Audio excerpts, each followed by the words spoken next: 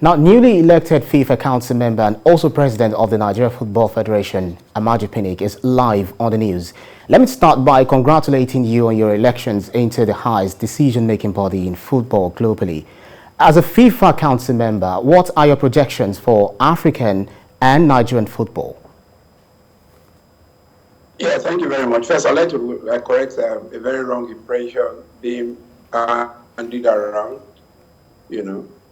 about me being the fifth vice president of CAF. It is not true, please.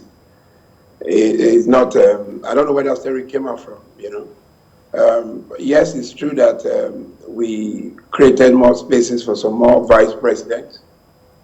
And we did that because it's in line with global thinking regarding other confederations.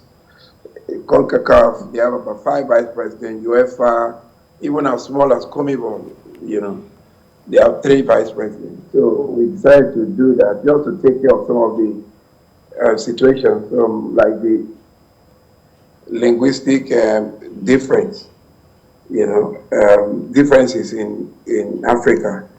So, and maybe a position for a woman, gender sensitivity. Nobody has been pronounced yet as vice president. And I don't think, I served as first vice president. I cannot be fifth vice president where I've served as first vice president. So it's an impression I really and truly want to correct. That story is not true. Yes, I was elected into the FIFA Council. Yes, I'm a high-ranking member of the CAF Executive Committee, and that's it. And you should also know that I've said before as the first vice president and also a member of the organizing committee for FIFA competition. So, but this is huge. It is a dream come true. But the focus now is how to help Gianni with his vision of repositioning global football. He's the head of the 37-man team known as the FIFA Council. And since he came on as president, he has been able to do a lot, not just for Africa, but globally. Right. For example, increasing the forward program money from 250 to 1.25 million, and reaching out to MAs, having relationship with MAs, that member associations, and doing, last year there was a proposal to build at least $20 million stadium in each of the MAs in Africa, through some kind of facilities between FIFA and some banks.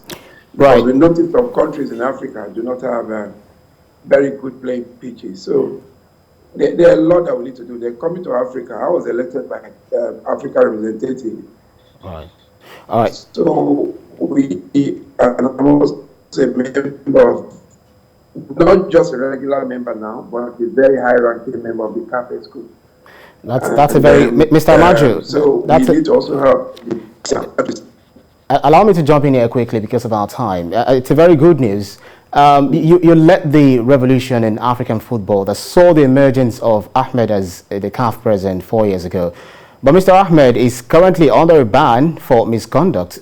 Again, you played a vital role in the emergence of the new CAF president, Patrice Motsepe. So are you convinced the right man has been elected, and how were you able to galvanize the rest of Africa even after the Ahmed disappointment? Yeah, you see, you don't just give up hope. There was an article someone wrote some time ago and said the rise and fall of Amaju Pinnick. And when I read the article only gingered me to say, no, it will be the rise and rise of Amaju Pinnick, not rise and fall.